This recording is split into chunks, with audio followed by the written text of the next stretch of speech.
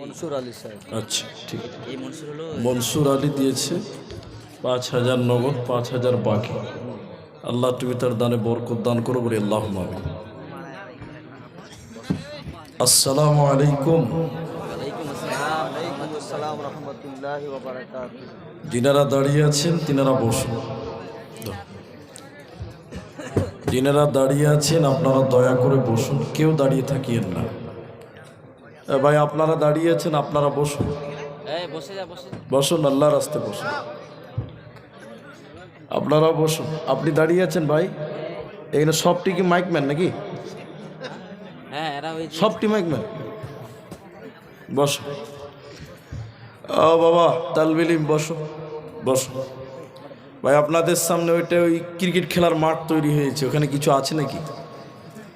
হ্যাঁ, কি অসুবিধা আছে?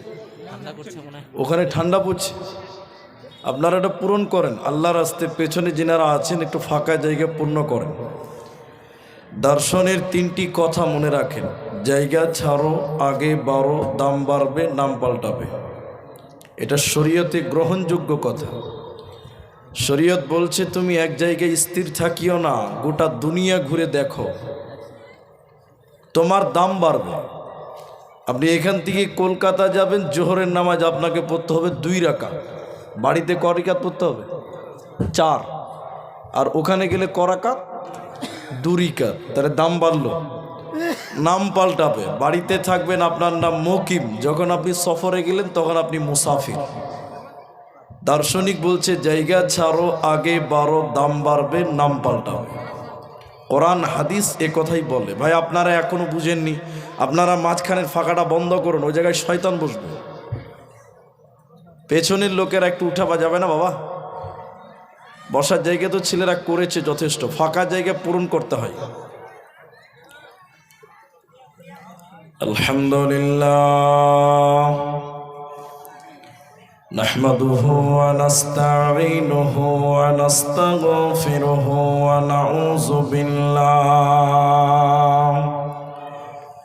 ونعوذ بالله من شرور أنفسنا ومن سيئات أعمالنا. من يهده الله فلا مضل له ومن يضلل فلا هادي له. وأشهد أن لا إله إلا الله وحده لا شريك له. وأشهد أن محمدا عبده ورسوله. أما بعد فإن أصدق الحديث كتاب الله وأحسن الحديث هدي محمد مصطفى صلى الله عليه وسلم.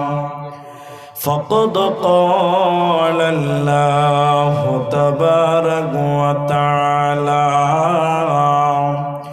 بسم الله الرحمن الرحيم. إن إلينا إيابهم ثم إن علينا حسابهم. بسم الله الرحمن الرحيم. وكذبوا بآياتنا كذبا. بسم الله الرحمن الرحيم. وكنا نكذب بيوم الدين وقال قال النبي صلى الله عليه وسلم الدعاء هو العبادة أو كما قال عليه الصلاة والسلام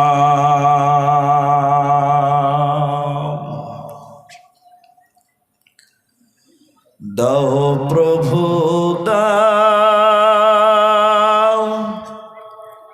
আমায় আবার উমর দারাজ দিল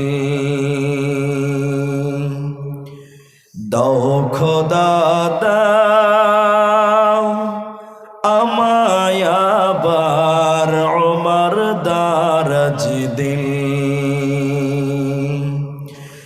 দাওয়ালির মতো বীর সেনানি জাগাতে নিখিল দাও প্রভু দাও আমায় আবার উমর দারাজ দিল হামজাকে দাও ঘরে ঘরে জীবন দিতে অকাতরে আবার কাবা ভাঙতে এলে পাঠাও আবাবিল দাও প্রভু দাও আমায় আবার উমর দারাজ দিল দাও খোদা দাও আমায় আবার উমর দারাজ দিল সচ্চা ঈমান দিয়ে পাঠাও শত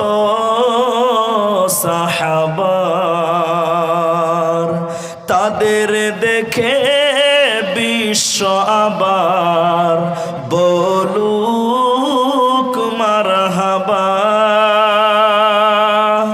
আবার পাঠাও আবু বকর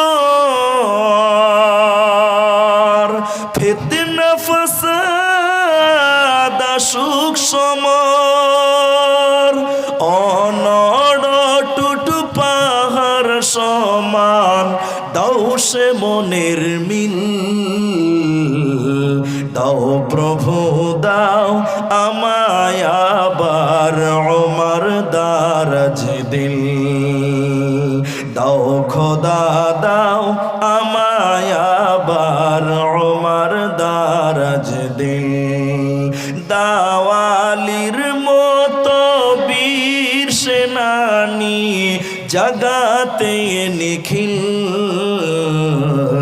দাও প্রভু দাও আমায় আবার উমর দারাজ দিল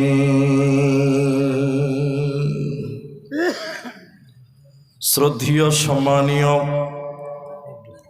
চলমান সভার সুযোগ্য সভাপতি স্টেজে ওলামায়ে কেরাম অতিথিবৃন্দ শিক্ষক মণ্ডলী সামনে বসে থাকা দিনদার ইমানদার মুমিন ভাই সকল দুয়ার কান্টারি মুরব্বী সমাজ স্নেহের কচি কাঁচা পর্দার অন্তরালে বসে থাকা মমিনা সলেহা মা ও বোনেরা প্রাণ প্রিয় কাশিডাঙ্গাবাসী উত্তর দিনাজপুরবাসী সর্বপ্রথম সে মহান আল্লাহ তাবারাক ওয়া তাআলার প্রশংসা জ্ঞাপন করি যে আল্লাহ তাবারাক ওয়া তাআলা আমাদেরকে এক মাদ্রাসা কেন্দ্রিক আয়োজিত মাহফিলে বসিয়ে কোরআন এবং হাদিসের আলোচনা করার আপনাদের শ্রবণ করার যিনি তৌফিক ইনায়াত করেছেন সেই মহান মুনিবের দরবারে শুকরিয়া আদায় করি। আমরা সকলেই একবার মুহাব্বতের সঙ্গে বলি আলহামদুলিল্লাহ। দরুদ ও সালাম বর্ষিত হোক শেরকারে কায়নাত তাজদারে মাদানী নবী কুল শিরোমণি ইমামুল আম্বিয়া নবী মক্কি নবী মাদানী নবী আহমদ নবী মুহাম্মদুর রাসূলুল্লাহ সাল্লাল্লাহু আলাইহি ওয়াসাল্লাম। আল্লাহুম্মা আমিন। আল্লাহুম্মা সাল্লি আলাইহি আল্লাহুম্মা বারিক আলাইহি। मोहताराम भाइयों, अजीजो बुजुर्ग दोस्तों, 12:15 बाजे আমি দীর্ঘক্ষণ আপনাদের অবস্থান বুঝলাম। আমি কোরআনুল কারীম সূরা গাশিয়া থেকে, সূরা মুদাসসির থেকে, সূরা নাবা থেকে, 3টি সূরা থেকে 3টি আয়াতের টুকরো তেলাওয়াত করেছি। আর হাদিসে নববী থেকে, তিরমিজি শরীফ থেকে একটি ছোট্ট হাদিসের টুকরা পাঠ করেছি। উল্লেখিত আয়াত এবং হাদিসকে কেন্দ্রবিন্দুর মধ্যে রেখে গুটি কয়েক কথা বলবো, যদি আল্লাহ তৌফিক দেন তো। আলাইহি তাওয়াক্কালতু ওয়া ইলাইহি উনীব। সম্মানিত উপস্থিতি, আমি আপনাদের সামনে আলোচ্য বিষয় বলার পূর্বে একটি মাত্র অনুরোধ করছি আপনাদেরকে। সেটা কি, আমি আপনাদেরকে অনেক কথা জিজ্ঞাসা করব, আপনারা সবাই আমার সঙ্গে কথা বলবেন, উত্তর দেবেন। বলুন ইনশাআল্লাহ, মাশাআল্লাহ। দ্বিতীয় কথা হলো, কোরআন হাদিস যত মূল্যবান হোক না কেন, যত দামি হোক না কেন, পরিবেশ অনুকূলে না থাকলে সে জায়গায় কোরআন হাদিসের আলোচনা করা ঠিক নয়। এ কথা আপনারা বুঝেন কি না? একটা লোক পায়খানায় যাবে, খুব জোরে পায়খানা চেপেছে, ও বালতিতে পানি নিয়ে লেট্রিনের দিকে দৌড়ছে। এমন সময় আমি যে বললাম, ভাই পায়খানায় পড়ে যাবে, একটা হাদিস আগে শুনে নাও। তখন কি বলবে? ফাট! আমাকে পায়খানা চেপেছে, তুমি হাদিস শোনাতে আসছো আমাকে? ধমক মারবে। একটু আস্তে করে বলেন, মারবে কি মারবে না? বলুন আপনারা, মারবে। আচ্ছা, দোষ কার? যে ধমক দিল না যে হাদিস শোনাতে গেল? যে হাদিস শোনাতে গেল। তাহলে সব কথা সব জায়গায় বলা উচিত নয়, যায় না, যাবে না। আগে পরিবেশ অনুকূলে আপনাকে আনতে হবে, পরিস্থিতি আপনাকে বুঝে কথা বলতে হবে। আমি কোরআনের যে আয়াতগুলো পাঠ করেছি, টোটাল আলোচ্য বিষয় হলো আমার আজকের আলোচ্য বিষয় হলো শুধুমাত্র কিয়ামত। কারণ উদাসীনতার জিন্দেগি চলবে ততদিন, যতদিন মানুষের ভিতরে কিয়ামত সম্পর্কে জ্ঞান না থাকবে ততদিন। এটা মানুষের সামনে যখন কিয়ামতটা বারবার পরিষ্কার হয়ে যাবে, বিচারের দিনটা কত জটিল, কত কঠিন, ওই লোকটা দুনিয়াতে উল্টা পাল্টা করতে পারবে না, গুনার কাজ করতে পারবে না। এজন্য আল্লাহ তাবারাক ওয়া তাআলা যেখানেই ঈমানের কথা বলেছেন, সঙ্গে সঙ্গে বলেছেন ওয়াল ইয়াউমিল আখিরি, পরকালের উপরে ঈমান, আখিরাতের উপরে ঈমান, কিয়ামতের দিনের উপরে ঈমান। ইবাদতে ততক্ষণ পর্যন্ত মনোযোগী আসবে না যতক্ষণ পর্যন্ত আখিরাতের জ্ঞান আপনার আমার ভিতরে পূর্ণাঙ্গ রূপে না আসবে, ততদিন পর্যন্ত আপনার আমার ইবাদতে ইন্টারেস্ট পাওয়া যাবে না।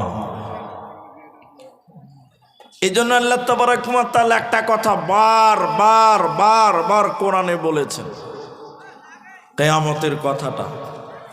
আখিরাত সম্পর্কে কোরআনে 1/3 অংশ আয়াত নাজিল করেছেন আল্লাহ। সুবহানাল্লাহ বলবেন না? মানুষকে পরকালমুখী করার জন্য। তা আল্লাহর একটা ফেরেশতা, তার নাম হলো ইসরাফিল। এখন অনেক লোক বলছে কখন হবে, কিয়ামতটা হবে, কখন ভাঙবে, কখন বিচারটা কেমন করে হবে। আল্লাহ বলেন, ইসরাফিল সিংহাতে রেডি হয়ে আছে বাঁশি ফু দেওয়ার জন্য। যখন ইসরাফিল সিংহায় ফু দিবে, গোটা পৃথিবী ভেঙে তছনছ হয়ে যাবে। উত্তর দিনাজপুর দক্ষিণ দিনাজপুরের মধ্যে কোনো ব্যবধান থাকবে না, পশ্চিমবঙ্গ বিহারের সঙ্গে কোনো ব্যবধান থাকবে না, ভারত পাকিস্তানের সঙ্গে কোনো ব্যবধান থাকবে না। গোটা পৃথিবী ভেঙে চুরমাচার হয়ে যাবে, পুরো মানচিত্রটাই বদলে যাবে। শুধু আল্লাহর একটা হুকুমের প্রয়োজন, ইসরাফিলের একটা সিংহায় ফু দেওয়ার প্রয়োজন। তো সবাই বেহুশ থাকবে। প্রথম যখন মানুষেরা জ্ঞান ফিরে পাবে কিয়ামতের দিন, যেদিন প্রথম মানুষেরা জ্ঞান ফিরে পাবে কিয়ামতের দিন, সেই কিয়ামতের দিনটা পৃথিবীর মতন স্বাভাবিক দিন হবে না। গুরুত্বপূর্ণ আর দুটি কথা বলে আমি মূল আলোচনায় শুরু করছি, আপনারা একটু উত্তর দেন। ঠান্ডার দিনে দেখবেন মানুষেরা রোদে বসে থাকতে পছন্দ করে, আপনার দিকে লোক করে না? করে। কিন্তু গরমের দিনে কেউ রোদে যাবে? ওরে বাপরে, হাজী সাহেব মসজিদে নামাজ পড়তে যাবে, রোদের বেলায় ছাতা লিচে মাথাতে, রোদ না লাগে। মাঠে ধান কাটতে যাবে, মাথায় আবার গামছা বাঁধছে, তাপটা যেন সরাসরি মাথায় না লাগে। এদের একবার বিবেককে জিজ্ঞাসা করে দেখেছেন যে আজকে পৃথিবী থেকে সূর্যটা কত উপরে আছে? বিবেককে একবার জিজ্ঞাসা করেছে? করেননি। কোটি কোটি মাইল উপরে সূর্য থাকার পরেও পৃথিবীতে গরমের দিনে আমরা মানুষেরা সূর্যের তাপ, সূর্যের কিরণ সহ্য করতে পারি না। তো নবীজি বলছেন কিয়ামতের দিন সূর্য এত উপরে থাকবে না, মানুষের মাথার 1 কিলো উপরে সূর্য চলে আসবে। বলুন সুবহানাল্লাহ। নবীজি বললেন শোনো, কিয়ামতের দিন সূর্যটা এত উপরে থাকবে না, 1 কিলোমিটার উপরে মাথার উপরে সূর্য চলে আসবে। আজকে দুনিয়াতে এত উপরে সূর্য থাকার পরেও যখন আমরা সূর্যের তাপ সহ্য করতে পারি না, তাহলে যেদিন 1 কিলোমিটার উপরে সূর্য চলে আসবে সেদিন কেমন করে সহ্য হবে? নবীজি বলেছেন সূর্যের তাপের কারণে মানুষের মগজগুলো টকবক টকবক করে ফুটবে, মানুষের মগজগুলো গরম পানির মতন ফুটতে ফুটতে চোখ দিয়ে চুয়ে চুয়ে পড়বে, নাক দিয়ে চুয়ে চুয়ে পড়বে, কান দিয়ে চুয়ে চুয়ে পড়বে। আর সূর্যের তাপের কারণে মানুষেরা সেদিন ঘামতে থাকবে, মানুষেরা ঘামবে। নবীজি বলেছেন কারো ঘাম হবে গোড়ালো পর্যন্ত, কাউরে ঘাম হবে কোমর পর্যন্ত, কারো ঘাম হবে আপনার কিনা নাক পর্যন্ত। সূর্যের তাপের কারণে মানুষের চামড়াগুলো কিয়ামতের দিন পুড়ে যাবে, কালো হয়ে সাদা হয়ে যাবে, আর মানুষের মগজগুলো টকবক টকবক করে ফুটবে। আল্লাহর নবী বলছেন পৃথিবীর লোকেরা শুনে নাও, ওই কিয়ামতের দিনে মানুষেরা উলঙ্গ হয়ে দাঁড় হবে। কিয়ামতের দিনে মানুষেরা উলঙ্গ হয়ে দাঁড় হবে, তাদের পরনে কোনো জামা থাকবে না, তাদের শরীরে কোনো কাপড় থাকবে না, মাথায় ছাতা থাকবে না, আপনার কিনা পায়ে জুতা থাকবে না। মানুষেরা উলঙ্গ হয়ে কিয়ামতের ময়দানে দাঁড় হবে। যে দ্বিতীয় সূর্য যখন ফুঁকবে রে, ওই সূর্যের তাপে মানুষেরা উলঙ্গ হয়ে হয়ে দাঁড় হবে। যারা নামাজ পড়তো না কিয়ামতের দিন নামাজীদের লাইনে দাঁড় হয়ে যাবে, পরেশগার লোকদের লাইনে দাঁড় হবে। আল্লাহ তাবারাক ওয়া তাআলা সঙ্গে সঙ্গে তাদের হুঙ্কার মেরে কিয়ামতের ময়দানে বলবেন ওমতাজুল ইয়াউমা আইয়ুহাল মুজরিমান, মুজরিমেরা তোমরা আজকে আলাদা হয়ে যাও, জাহান্নামীরা কিয়ামতের দিন তোমরা আলাদা হয়ে যাও, পৃথক হয়ে যাও, ভাগ হয়ে যাও। ওমতাজুল ইয়াউমা আইয়ুহাল মুজরিমান, তোমরা দুনিয়াতে নামাজীদের দলে ছিলে না, জান্নাতীদের দলে ছিলে না, অতএব আজকেও তোমরা জান্নাতীদের দলে থাকতে পারবে না, আলাদা হয়ে যাও, পৃথক হয়ে যাও। এবার কিয়ামতের ময়দানে অপরাধীরা আল্লাহকে বলবেন আল্লাহ কেন আমরা আজকে আলাদা হয়ে যাব, কেন পৃথক হব কেন? আল্লাহ আপনি বলুন। আল্লাহ তাবারাক ওয়া তাআলা বলেন আলাম আহাদ ইলাইকুম ইয়া বানি আদামা আল্লাহ তা'বুদুশ শাইতান। আল্লাহ বলছেন হে জাহান্নামীরা, ওরে অপরাধীরা, ওরে আদম সন্তানেরা, তোরা শুনেলে আমি আল্লাহ তোদেরকে বলেছিলাম আমার ইবাদত কর, আমার অনুসরণ কর, শয়তানের অনুকরণ করিস না। আর বলেছিলাম ওয়ানি বুদুনি, আমারই ইবাদত কর, হাদা সিরাতুম মুস্তাকিম। কিন্তু দুনিয়াতে শয়তানের অনুসরণ করেছিলা, শয়তান তোমাদের প্রকাশ্য শত্রু, তোমরা তাকে মেনেছিলা, আমি আল্লাহর ইবাদত করো নাই। এর জন্য কিয়ামতের দিন তোমরা জাহান্নামীদের দিকে যাও, জাহান্নামীদের দলে তোমরা ঢুকে যাও, তোমরা জান্নাতীদের দলে থাকতে পাবে না, পারবে না, পারবে না। এরই নাম কিয়ামত।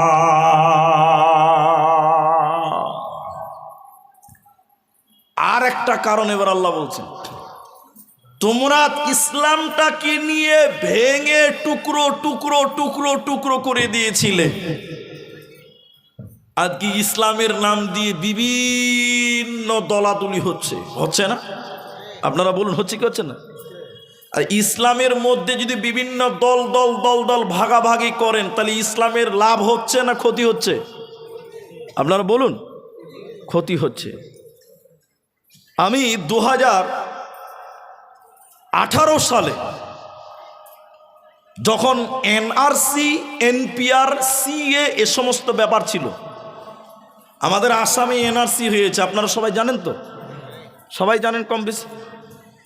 আমি কিষানগঞ্জ লাইন মসজিদে অবস্থান করছিলাম জলসা সফরে। একটা লোক আমাকে বলছে, এদিকে দেখেন, একটা লোক আমাকে বলছে, হুজুর आसामेर हाल बोलून एखन केमन। अब बताए आसाम में जो एनआरसी, एनपीआर, सीए जो मामला चल रहा है ना, इसके बारे में कुछ बताए। আমাকে বলছে, তা আমি এবার বলতে লাগলাম যে এনআরসির কি ভয়ঙ্কর অবস্থা, সিএর কি অবস্থা। হুট করে পাশ থেকে একটা লোক বলছে, আরে ও সব তো ওহাবি হে।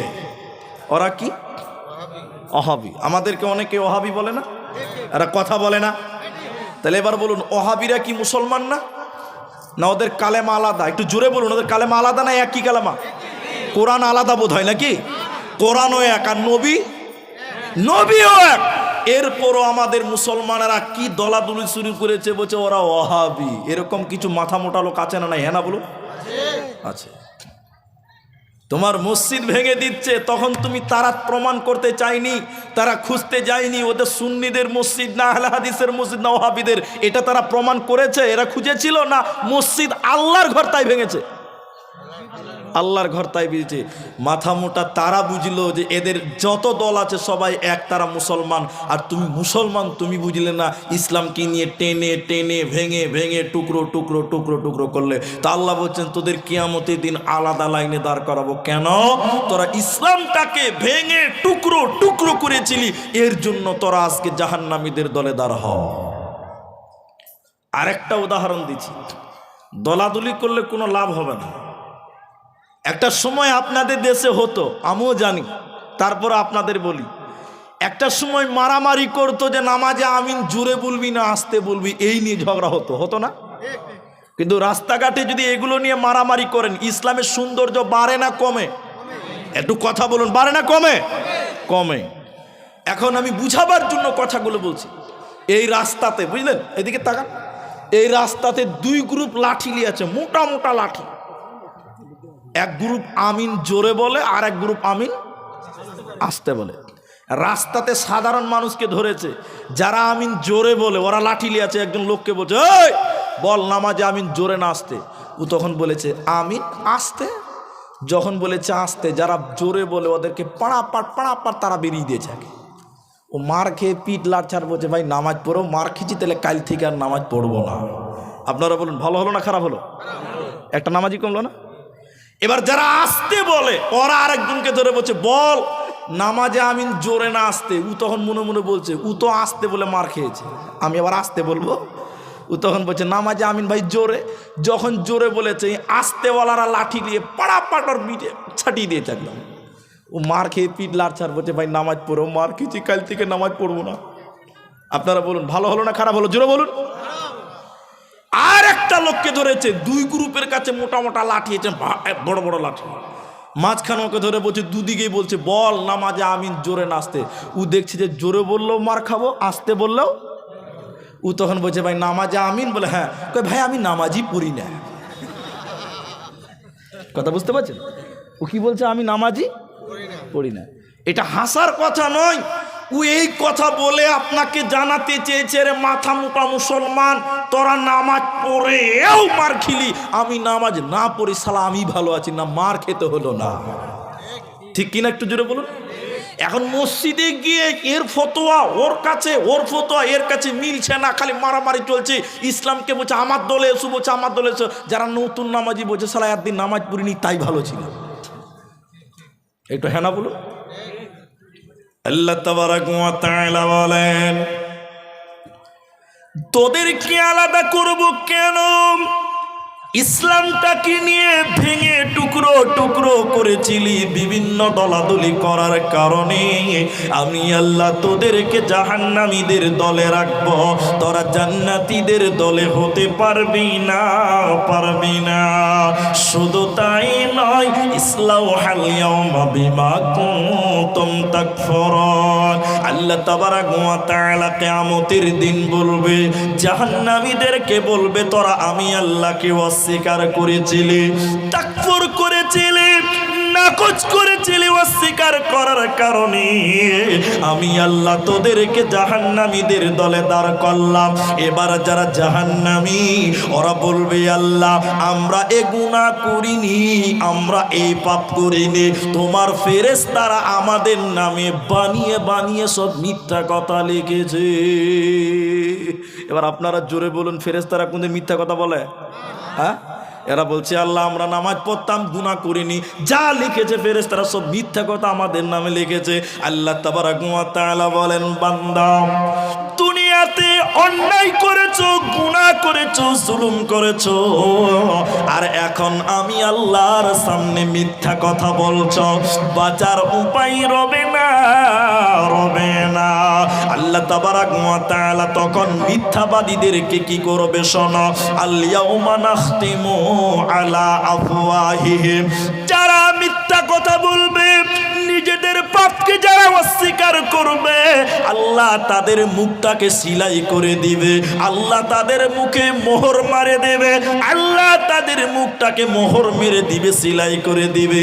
একটু আপনারা জুড়ে বলুন, দুই ঠোঁটটা যদি সিলাই করে দেয় মুখ দিয়ে কথা বলা যাবে? করবে, কথা বার হবে? হবে না। তা আল্লাহ তাবারাক ওয়া তাআলা বলেন, যখন তারা মিথ্যা কথা বলবে ওদের মুখে আল্লাহ সিলাই করে দিবে, মোহর মেরে দিবে, মুখের দ্বারা কথা বলা যাবে না। ওয়াতুকাল্লিমুনা আইদিহিম, তখন ওই মুখ বন্ধ হয়ে যাওয়ার পর ওই বান্দার হাত কথা বলবে। সবাই বলুন, কে কথা বলবে? হাত।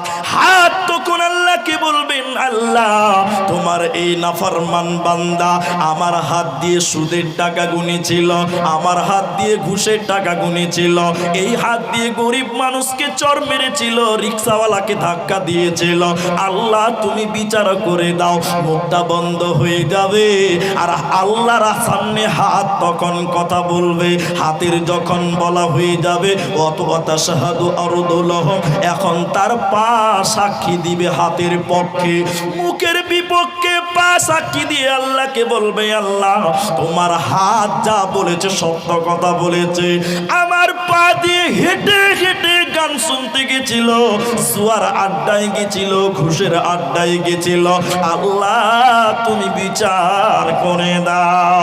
মুখটা বন্ধ হয়ে যাবে, হাত কথা বলবে, পা হাতের পক্ষে সাক্ষী দিবে। সেদিন কাউরে মিথ্যা কথা বলে পালাবার ক্ষমতা হবে না, কেউ সেদিন পালাতে পারবে না। এজন্য কোরআনে বলেছেন আল্লাহ, ইন্না ইলাইনা ইয়াবাহুম সুম্মা ইন্না আলাইনা হিসাবাহুম। বান্দারে আমার কাছে তোদের আসতেই হবে, হিসাব দিতে হবে নয়, বরং হিসাবটা দিতেই হবে। পালাবার কোনো উপায় নাই, এরই নাম কিয়ামত। এই কিয়ামতকে বলেছেন আল্লাহ কিয়ামত। এই কিয়ামতকে আল্লাহ বলেছেন করিয়া, আল করিয়া তুমাল করিয়া। এই কিয়ামতকে আল্লাহ বলেছেন গাসিয়া, হাল আতাকা হাদিসুল গাসিয়া। এই কিয়ামতকে বলেছেন আযীম আনিন নাবাইল আযীম। এই কিয়ামতকে আল্লাহ বলেছেন হাক্ক, আল হাক্কাতু মাল হাক্ক। একটাই কিয়ামত কি আল্লাহ বারবার কোরআনে বিভিন্ন ভাবে বলেছে। ও কাশিডাঙ্গার মুসলমান, আলিয়াগঞ্জের মুসলমান, হুঁশিয়ার হয়ে যাও, কিয়ামতের দিন কিন্তু পালাবার উপায় রবে না, রবে না, রবে না। কি করলি তুই ভাবে এসে, মায়া জালে গেলি ফেসে। কি করলি তুই ভাবে এসে, মায়া জালে গেলি ফেসে। আজরাইল এসে ধরবে কোষে, কে বাঁচাবে তোর প্রাণ। ওরে মুসলমান তোরা হারাস না ঈমান। ওরে মুসলমান তোরা হারাস না ঈমান। যদি করিস নামাজ রোজা, থাকবে না তোর পাপের বোঝা। যদি করিস নামাজ রোজা, থাকবে না তোর পাপের বোঝা। মরণকালে পাবি রে তুই জান্নাতি আদার। ওরে মুসলমান তোরা হারাস না ঈমান। ওরে মুসলমান তোরা হারাস না ঈমান। অতএব তোমরা কি করো, আখিরাতের উপরে ঈমান আনো।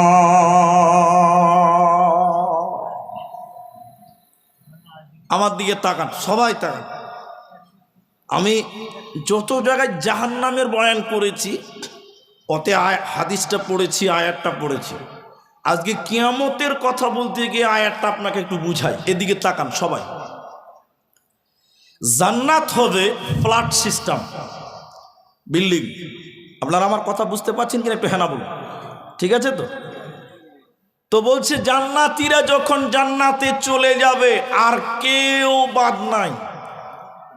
জাহান্নামীরা যখন জাহান্নাম চলে যাবে, এদিকে তাকিয়ে থাকেন তাহলে বুঝাতে পারবো। আমরা মনে করেন স্টেজে যেটি আছি আমরা সবাই জান্নাতি।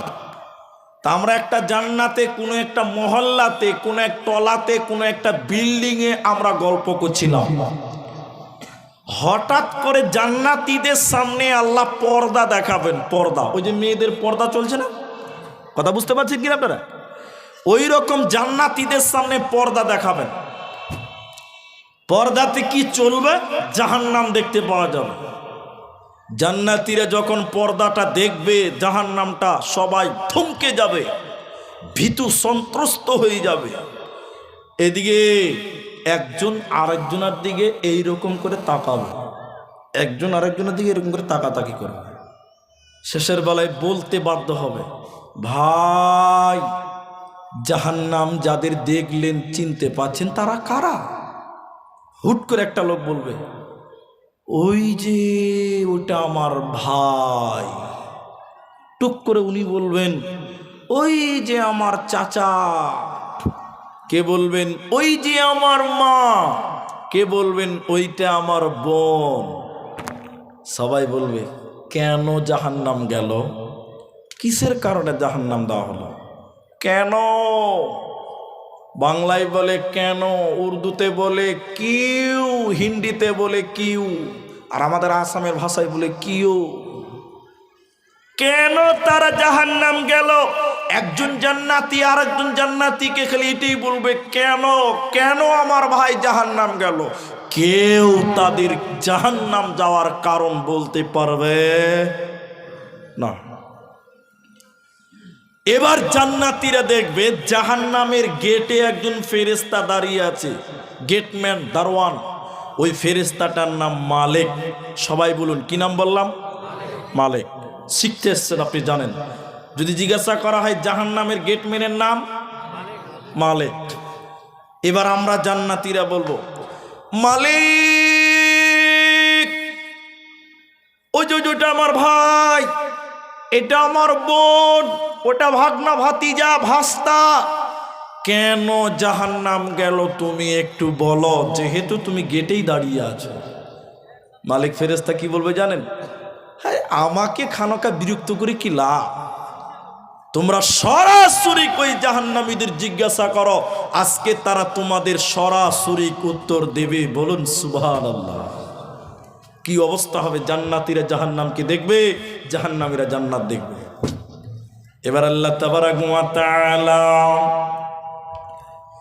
জান্নাতি বান্দারা মানে আমরা তখন জাহান্নামীদেরকে বলবো, ও জাহান্নামী ভাইরা, জাহান্নামী মায়েরা, ওরে আমার বেটি রে, বোন রে, খালা রে, আমার মা রে, আমার তোরা কেন কেন কিসের কারণে জাহান্নাম গেলি, তোরা বল।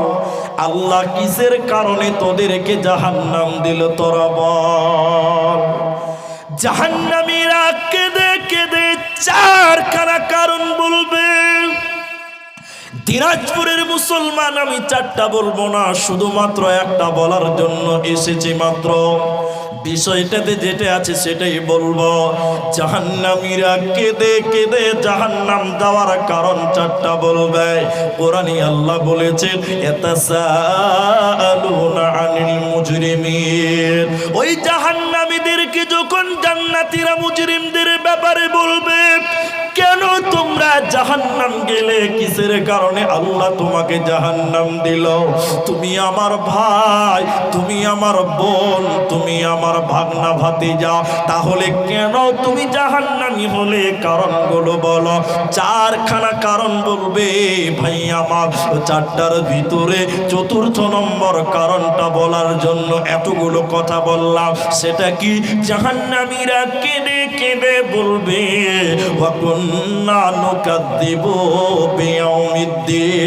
আমরা বিচারের দিন মানি নাই, পরকালকে আমরা মানি নাই, আখিরাতকে আমরা মানি নাই, কিয়ামতের দিনটাকে আমরা মিথ্যা মনে করেছিলাম, অস্বীকার করেছিলাম। পরকাল না মানার কারণে আল্লাহ আমাদেরকে জাহান্নাম দিল। অতএব কেমন করে তুমি পরকাল ভুলে গেলে মুসলমান? তোমার বিবেক কি একবার বলে না মুসলমান, এই দুনিয়াতে তোমার দাদু ছিল, কই তোমার দাদু? সেই দাদু তো পরকালে চলে গেছে, আখিরাতের মেহমান হয়ে গেল। তোমার বাপ দুনিয়াতে এসেছিল, তোমার বাবা কোথায়? তোমার বাপ দুনিয়ার প্রেমে পড়েছিল, কই তোমার বাবা? তোমার বাবাও কিন্তু কবরে পরকালের মেহমান। আজকে তুমি আছো, কালকে তুমি থাকবে না, আমরা সবাই পরকালের মেহমান। এজন্য উর্দুতে একজন কবি বলছে, এ দুনিয়া रहने के लिए नहीं है बल्कि जाने के लिए आना है, अगर रहने के लिए आना तो जगह ही नहीं मिलता। এই পৃথিবীতে কেউ থাকার জন্য আসে নাই। দুর্গাপুরের বাস স্ট্যান্ড, আপনার ইটাহারের বাস স্ট্যান্ডে কেউ বাস করার জন্য যায় না, ওই জায়গাতে এসেছে মানে কোথাও যাবে বা এলো। দুনিয়াটা একটা স্টেশনের মতন, এই দুনিয়াতে কেউ থাকার জন্য আসেনি বন্ধুরে। তোমার দাদা এসেছিল, সে স্টেশন ছেড়ে চলে গেছে। তোমার দাদা, তোমার বাপ এসেছিল, সেও চলে গেছে। আজকে তুমি আছো, কালকে তুমি থাকবে না। অতএব তুমি আমি সবাই পরকালের মেহমান। অতএব পরকালের জন্য তৈরি হয়ে যাও। এই ধনমাল ছিল তোমারও দাদার, সে মরে গিয়ে আজ হয়েছে বাবার। এই ধনমাল ছিল তোমারও দাদার, সে মরে গিয়ে আজ হয়েছে বাবার। বাপের মালেতে তুমি ওয়ারিস হইলে, কাল ছেলে ওয়ারিস হবে তুমি মরে গেলে। ধন ধন করিও না ধন অপরজন, মরিলে তোমার সাথে দেবে না তো ধন। ওতে বন্ধুরে, আখিরাতের মেহমান তোমাকে হতে হবে। অতএব দুনিয়ার প্রেমে তুমি পড়িও না। এজন্য বিশ্বনবী একটা দোয়া বলতেন আর মানুষদেরকে বলতেন, উম্মত রে ফাত্তাকুদ দুনিয়া, তোমরা দুনিয়াকে ভয় করো। দুনিয়া দুনিয়াকে তোমরা ভয় করো, কারণ চিরজীবন তুমি থাকবে না, পরকাল তোমার জন্য তৈরি হয়ে আছে। অতএব সেদিকে তুমি চলো, ওই দিকে রওনা হয়ে যাও। এজন্য জাহান্নামীরা কেন জাহান্নাম যাবে? এই কিয়ামতের দিনটাকে মিথ্যা মনে করেছিল বলে। তাহলে পরকালের দিনটাকে যারা মিথ্যা মনে করেছিল, এই জন্য জাহান্নামীরা জাহান্নাম যাবে। জাহান্নামে যাওয়ার 4টা কারণের মধ্যে 4 নম্বরটা হলো ওয়াকুন্না নুকাদ্দিবু বিয়াউমিদ্দিন, আর আমরা মিথ্যা মনে করেছিলাম পরকালের দিন, কিয়ামতের দিনকে। এখন আপনাদের জিজ্ঞাসা করছি, ভাই এদিকে বলুন, এদিকে দেখে, আপনাদের দিকে 1 জানুয়ারিতে পিকনিক খায়? হ্যাঁ, ওই পেছনের লোকটি কথা বলছে না, একটু বলুন খায়? জি খায়। এখন আমি আমার এলাকার কথা বলছি। 1 জানুয়ারিতে কয়েকটা শিক্ষিত ছেলে, জ্ঞানী ছেলে, শিক্ষিত ছেলে, যাদেরকে আমরা সম্মান করি, ওরাও দেখছি যে পিকনিক খেয়েছে, নদীতে নৌকাতে পিকনিক খেতে গেল 1 জানুয়ারিতে। আমি বললাম, ভাই এই কাজ তো মুসলমানের নয়, এটা কাদের কাজ? ইহুদিদের কাজ। কাদের কাজ বললাম? ইহুদিদের কাজ। তখন ওই যে মুলি স্যার, এ দুনিয়া, দুদিনের দুনিয়া, একটু রং তামাশা না করলে হয়? আমি বললাম, এই দুনিয়া রং তামাশা করলে মরার পর কিন্তু আনন্দ হবে না। মরার পর কি আনন্দ হবে? হবে না। কারণ আল্লাহ রসুল বলেছেন, আর দুনিয়া উসিজনুল মুমিন, মুমিনের জন্য দুনিয়াটা জেলখানা। তো জেলখানাতে আনন্দ আছে নাকি? আবার একটু বলুন না রে বাবা। নাই, যারা বলছে জেলখানা আনন্দ আছে, ওকে জেলখানা ভরে দেন, যান, আমি ভাড়া দিব, ওকে নিয়ে ভরে দেন রায়গঞ্জে। হ্যাঁ, তাহলে জেলখানাতে কোনো আনন্দ নাই। তো বলছে মুলি সাহেব, দুনিয়া, দুদিনের দুনিয়াটা আনন্দ ফুর্তি করি, মরার পর তো কিছু নাই। আমি বললাম, তুমি যদি বলো মরার পর কোনো আনন্দ নাই, মরলেই শেষ, তাহলে তুমি এখন পর্যন্ত আখেরাতের উপরে জ্ঞান আনতে পারো নাই। যারা আখেরাত মানে না, আমার দিকে তাকান, আবারও বলছি, একটু দেখেন। কিয়ামতের দিনে যারা দুনিয়াতে আখেরাত মানে নাই, ওদেরকে আল্লাহ বলবে, দাঁড়া, এই দাঁড়া। দাঁড়িয়ে গেল, একদম স্ট্রং হয়ে গেল, স্ট্যান্ডার্ড হয়ে গেল। এবার আল্লাহ তাবারক ওয়া তাআলা জাহান্নামীকে বলবে, জাহান্নামকে বলবে, জাহান্নামে 70,000 লাগাম আছে। কত হাজার বললাম? 70,000 লাগাম, মানে যেটাকে ধরে, আর প্রত্যেকটা লাগামে 70,000 করে ফেরেশতা আছে। বলুন সুবহানাল্লাহ। কোটি কোটি ফেরেশতা। আল্লাহ জাহান্নামীদেরকে বলবেন, ওই ফেরেশতাদেরকে বললেন, ফেরেশতারা তোমরা জাহান্নামটাকে টেনে টেনে কিয়ামতের ময়দানে জমা করো। যারা আখিরাত মানে নাই, পরকাল যারা মানে নাই, আল্লাহ বলবেন দাঁড়া, একদম দাঁড়িয়ে যা, আগাবি না। এবার আল্লাহ ফেরেশতারা ওই জাহান্নাম টেনে টেনে টেনে টেনে কিয়ামতের ময়দানে হাজির করবে। জাহান্নামের জ্বালানি, জাহান্নামের আগুন, জাহান্নামের কঠিন আগুন দেখে যারা আখিরাত ভুলে গেছিল, ওদের ভিতরে ভয় ঢুকে যাবে, ওরা ভীতু সন্ত্রস্ত হয়ে যাবে। এবার আল্লাহ তাবারক ওয়া তাআলা বলেন, ওরে মুজরিমের দল, যারা দুনিয়াতে আল্লাহ ভুলে গেছিল, আখিরাত ভুলে গেছিল, নামাজ পড়নি, পরকাল যারা ভুলে গেছিল, দেখো জাহান্নাম, জাহান্নাম দাও দাও করে জ্বলছে। এবার অপরাধীরা জাহান্নামটা দেখে আল্লাহকে বলবে, আল্লাহ কেন কেন কেন আমাদের জাহান্নাম দেখান। এবার আল্লাহ তাবারক ওয়া তাআলা বলেন, ওরে বেনামাজির দল, তোমরা দুনিয়াতে বলেছিলা মরার পর কিচ্ছু নাই, দুনিয়াতে বলেছিলা মরার পর বিচার হবে না, কিয়ামত বলতে কিছু নাই, জাহান্নাম বলতে কিছু নাই। আল্লাহ এবার বলবে, বেঈমানের দল, দেখ দেখ জাহান্নাম দেখ, হাযিহি জাহান্নামুল্লাতী কুনতুম তুআদুন, এটা সেই জাহান্নাম যে জাহান্নামের ব্যাপারে দুনিয়াতে তোদেরকে আমি আল্লাহ ওয়াদা দিয়েছিলাম। কিন্তু তোর দুনিয়াতে বলেছিলি মরার মরার পর কিছু নাই, পরকাল ভুলে গেছিলি, এর কারণে তোরা আজকে সেই জাহান্নামের আগুনে, এই জাহান্নাম তোদের ঠিকানা হয়ে গেল। অতএব তোদের কোনো উপায় নাই, তোদের বাঁচার উপায় রবে না, রবে না। তোর গুহনা দিন রাইয়া যাবে, সহিবনে লাগবে ফাটি। ওই যে দেখো ডাকিতেছে তোমায় কবরের মাটি। তোর গুহনা দিন রাহিয়া যাবে, জহিবনে লাগবে ভাটি। ওই যে দেখো ডাকিতেছে তোমায় কবরের মাটি। ওই যে দেখো ডাকিতেছে তোমায় কবরের মাটি।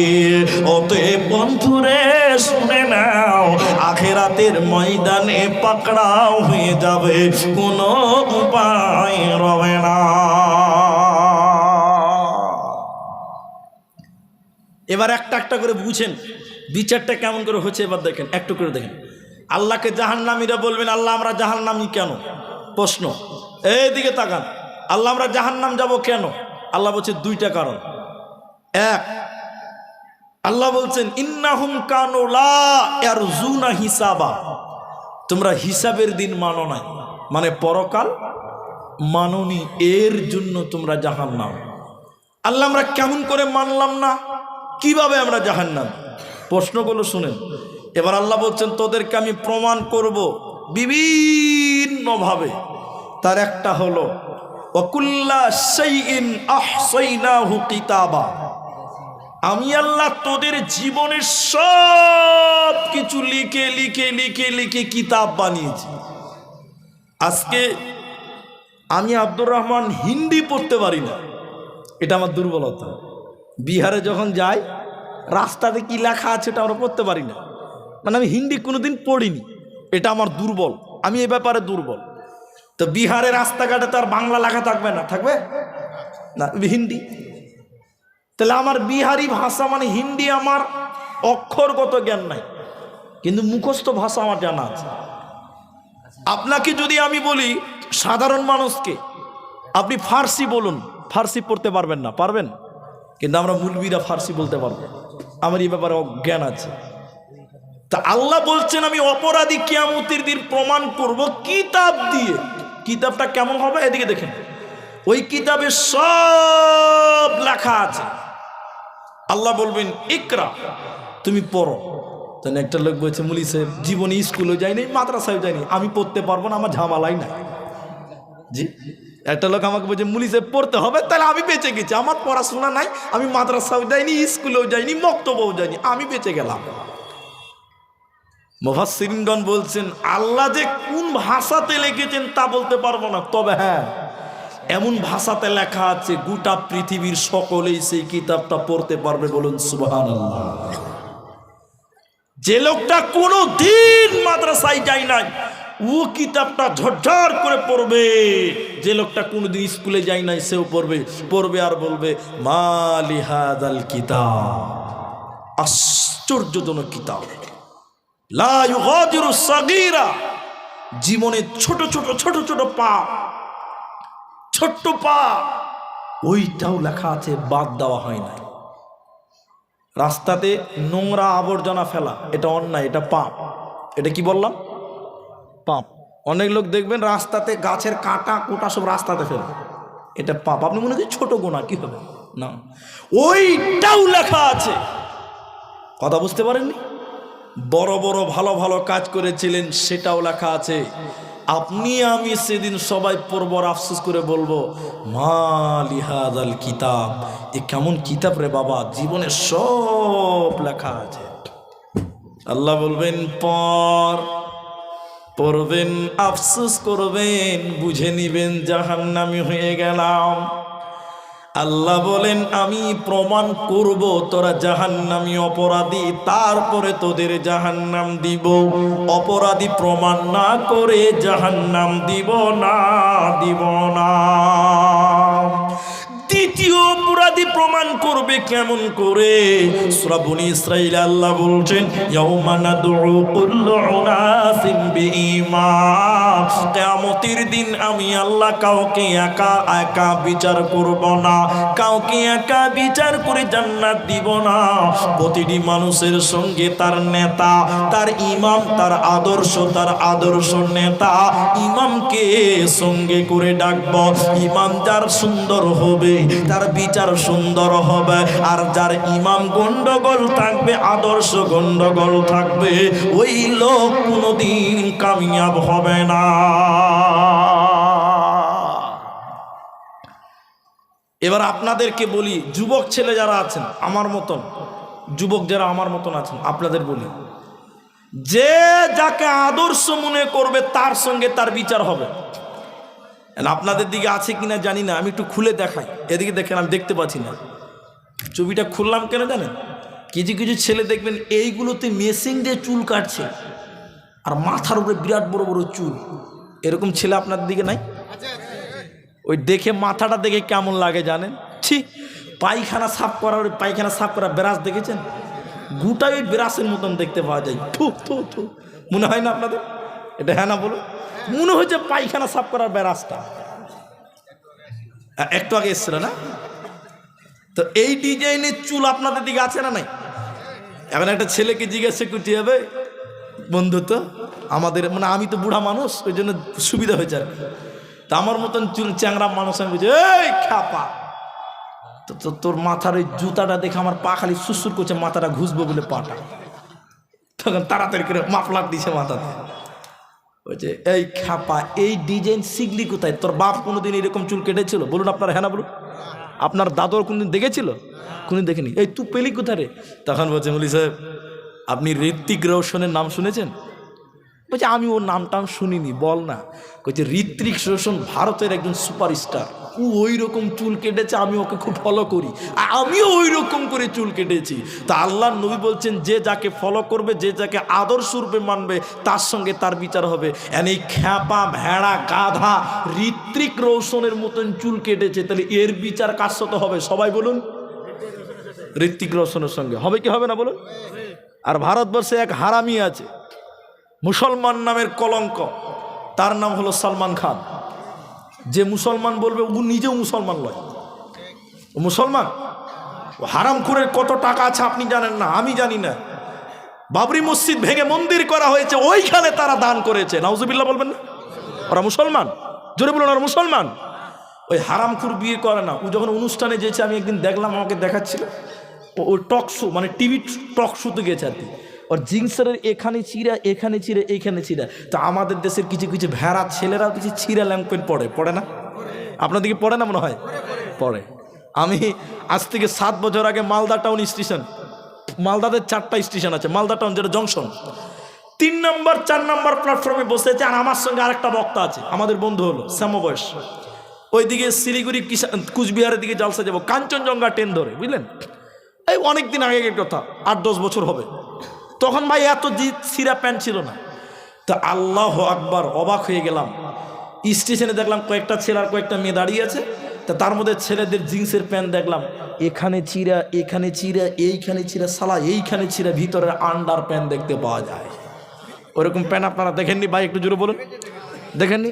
ওর ভিতরের গোডাউন দেখতে পাওয়া যাচ্ছে, ওর হায়া শরম নাই। এরকম যুবক ছেলে আপনাদের দিকে নাই?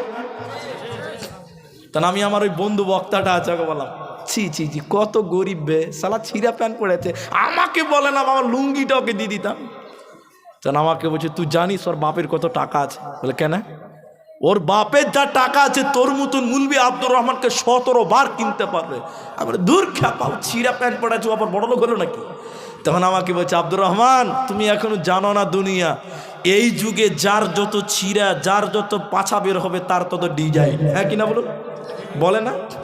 তখন আমি বললাম, যদি ল্যাংটা হলেই, পাছা বের হলেই যদি ডিজাইন হয়, তাহলে আর 10 বছর পরে শালাকে দেখবি ল্যাংটা হয়ে চলে আসবে, বলবে এটাও ডিজাইন। এখন দেখবেন কিছু কিছু যুবক ছেলে জিন্সের প্যান্ট নামতে নামতে নামতে নামতে পাছা দেখতে পাওয়া যায়। একটু হ্যাঁ না বলুন না রে বাবা। আর কিছু কিছু নতুন নামাজি বের হয়েছে, মসজিদে গেছে, কোনোদিন নামাজ পড়ে না, জিন্সের প্যান্টের রুকুতে যেছে শালা সব দেখতে পাওয়া যায়। হ্যাঁ না বলুন? আর খবরদার এই পোশাক পরে মসজিদে যাবেন না। ও নিজে নাপাক হয়েছে, গোটা মসজিদের মুসল্লিদের নজর খারাপ করছে। আর ওই জিনিস যখন উদাম করে দাঁড়াবে তখন নামাজিরা খালি এরকম করে দেখবে, টেরা চোখে দেখবে। নামাজ হবে? জোরে বলে নামাজ হবে? হবে না। অনেকটি কথা বললাম একটা কথা বুঝাতে গিয়ে। তাহলে এই পোশাকগুলো মুসলমান ছেলেরা পেল, কাদেরকে দেখল? নায়ককে দেখল, গায়ককে দেখল। তো নবী বললেন যে যাকে আদর্শ রূপে মানবে, নেতা হিসাবে মানবে, ওর সাথে ওর বিচার হবে। আর আমরা যদি নবী মুহাম্মদুর রাসূলুল্লাহ সাল্লাল্লাহু আলাইহি সাল্লামকে মানি, আদর্শ রূপে যদি গ্রহণ করি, তাহলে আমাদের বিচার হবে নবী মুহাম্মদুর রাসূলুল্লাহ বলুন সাল্লাল্লাহু আলাইহি ওয়াসাল্লাম, তিনার সঙ্গে বিচার হবে। অতএব রাসূলের উম্মত, নবীজিকে আদর্শ রূপে গ্রহণ করো, নবীকে প্রেম করো, রাসূলের সঙ্গে মুহাব্বত করো, তাহলে তুমি রাসূলের সঙ্গে জান্নাতি হবে। তোমার কোনো চিন্তা রবে না, রবে না, রবে না। রে দয়ালু নবী প্রাণের ছবি আর আসবে না জগতে। বলুন দয়ালু নবী প্রেমের ছবি আর আসবে না জগতে। আরে 63 সাল জিন্দেগি কান্দে বলে উম্মতি, 63 সাল জিন্দেগি কান্দে বলে উম্মতি, এখনো আছে শুয়ে মদিনাতে। হায়রে দয়ালু নবী প্রেমের ছবি আর আসবে না জগতে। হায়রে দয়ালু নবী প্রাণের ছবি আর আসবে না জগতে। হাসর দিনে উম্মত বিনে, হাসর দিনে উম্মত বিনে যাবে না নবীজি জান্নাতে। হায়রে দয়ালু নবী প্রেমের ছবি আর আসবে না জগতে। হায়রে দয়ালু নবী প্রেমের ছবি আর আসবে না জগতে। তাহলে দুনিয়াতে আমরা সবাই রসুলের মতন করে চলবো, বলুন ইনশাআল্লাহ। এটা কথা বলি ভাই, রাগ করবেন না। আপনাদের কি ভাই বিরক্ত লাগছে? পেছনটা ফাঁকা হয়ে গেছে জি। আপনারা কি চলে যাবেন নাকি? না আর কিছুক্ষণ বলবো? আমরা আছি বলি ইনশাআল্লাহ। আর রসুলের মতন করে আমরা দুনিয়া গড়বো। আর একবার বলুন ইনশাআল্লাহ। নবীর সঙ্গে জান্নাতে যেতে রাজি আছি না নাই বাবা? ইনশাআল্লাহ বলুন ইনশাআল্লাহ। আল্লাহ তুমি কবুল করো, বলুন আল্লাহুম্মা আমিন। এবার আরেকটা তাফসীর বলবো, এটা আরো গুরুত্ব আছে, খালি ধৈর্য ধরেন। একটা লোককে আল্লাহ বলবেন কিয়ামতের দিন, এই বিড়ি কেন খেয়েছিলি বল। প্রশ্ন বুঝতে পারছেন? মানে কোন একটা পাপ বলবেন আর কি। আমি কথার মানে বললাম বিড়ি। মনে করেন আব্দুর রহমানকে বলবে, আব্দুর রহমান দুনিয়াতে বিড়ি কেনে খেয়েছিলি রে? তাহলে আব্দুর রহমান বলতে, আল্লাহ আমাদের ইমাম সাহেব বলেছিল বিড়ি খেলে গুনাহ হবে না, তাই বিড়ি খেয়েছিলাম। কথা বুঝতে পারছেন? হাসবেন না। এবার বিচারটা খালি দেখেন, কোরআনের দলিল দিব আপনাকে। এবার আল্লাহ তখন ইমাম সাহেবকে ডাকবে, এই মসজিদের ইমাম, তুই বলেছিলি বিড়ি খেলে গুনাহ হবে না, কেন বলেছিলি বল। তখন ইমাম বলবে, আল্লাহ আমি জানি না, আমার উস্তাদ বলেছিল হেড মৌলানা। বলে হেড মৌলবীকে ডাক। হেড মৌলবী 17 গোষ্ঠী উদ্ধার হয়ে যাবে আজকে। এই মৌলবী তুই বল, তুই বলেছিলি বিড়ি খেলে গুনাহ হবে না, কেন বলেছিলি ওটা বল, তুই কি কারণে বলেছিল ওটা বল। তখন বড় হুজুর বলবে, আল্লাহ আমি জানি না, আমার উস্তাদ বলেছিল। বলো ওকে ডাক, ওকে ডাক, ওকে ডাক। এই করতে করতে করতে করতে সব উপরে যাকে দেখানো হবে তার নাম হলো আজাজিল শয়তান। সবাই বলুন আজাজিল শয়তান। খুব গুরুত্ব দেন, এই কথাটা ভুলবেন না। এবার আল্লাহ কোটি কোটি অপরাধীদের দাঁড় করিয়েছেন, মানে কেউ একা না, একজন একজন করে করে দাঁড় করতে করতে হাজার হাজার লোক দাঁড়িয়ে গেছে। এবার আল্লাহ তার মধ্যে সবশেষ আজাজিল শয়তান। আল্লাহ এবার আজাজিল শয়তানকে বলেছেন, এই আজাজিল তুই বলেছিলি আমার এতগুলো বান্দাকে গুনাহগার বানিয়েছিলি কেন? কেন অন্যায় করতে বলেছিলি তুই বল, গুনাহগার বানালি কেন বল? আজাদিল কি উত্তর দিছে দেখেন, সুবহানাল্লাহ, কত চালাক ছিল, আল্লাহ তাকে বানিয়েছিলেন। বলছে আল্লাহ জি, আল্লাহ আমি যেদেরকে গুনাহগার বানিয়েছিলাম তা আমার কোনো কিতাব ছিল? আচ্ছা আপনারা বলুন, আজাজিল দুনিয়াতে কোনো কিতাব দিয়েছে? ওইরকম কিতাব আছে দুনিয়াতে? বলুন আছে? নাই। তখন আজাজিল বলবে, আল্লাহ তুমি কিন্তু মানার জন্য মানুষকে দিয়েছিলে কোরআন। আল্লাহ কি দিয়েছে? সবাই বলুন, নামটা বলুন, সবাই বলুন, কোরআন। আর আজাজিলের কোনো কিতাব আছে? নাই। বাস প্যাঁচ লাগছে, খানিক ধৈর্য ধরে। এবার আবার বলবে আজাজিল, আল্লাহ আদর্শ রূপে তুমি নবী পাঠিয়েছিলা, নবী রসুল। আল্লাহ আমি তো কোনো নবী রসুল আমার তরফ থেকে পাঠাইনি। আচ্ছা আজাদিলের কোনো প্রতিনিধি আছে? আরে বলে না কথা।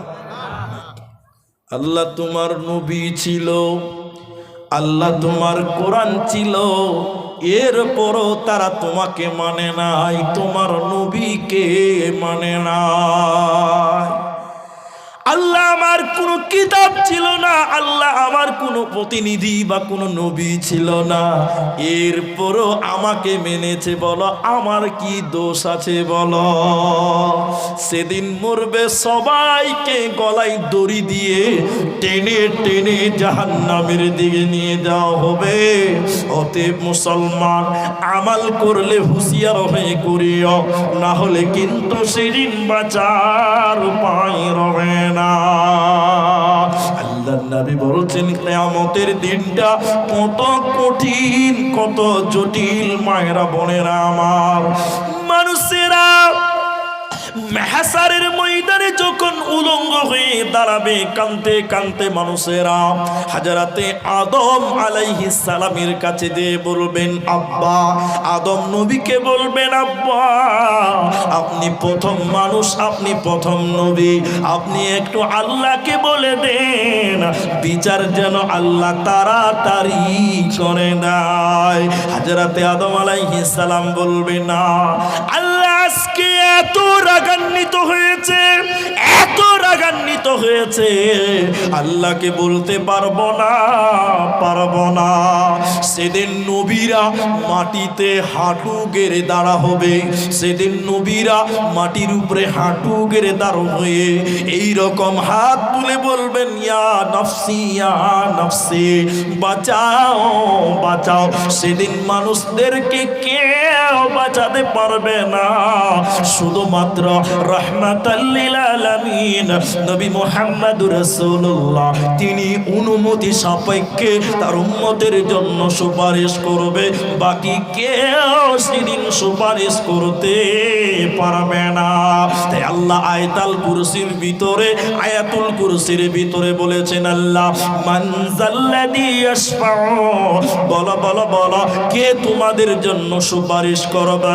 কিয়ামতের দিন কেউ বাঁচাতে পারবে না।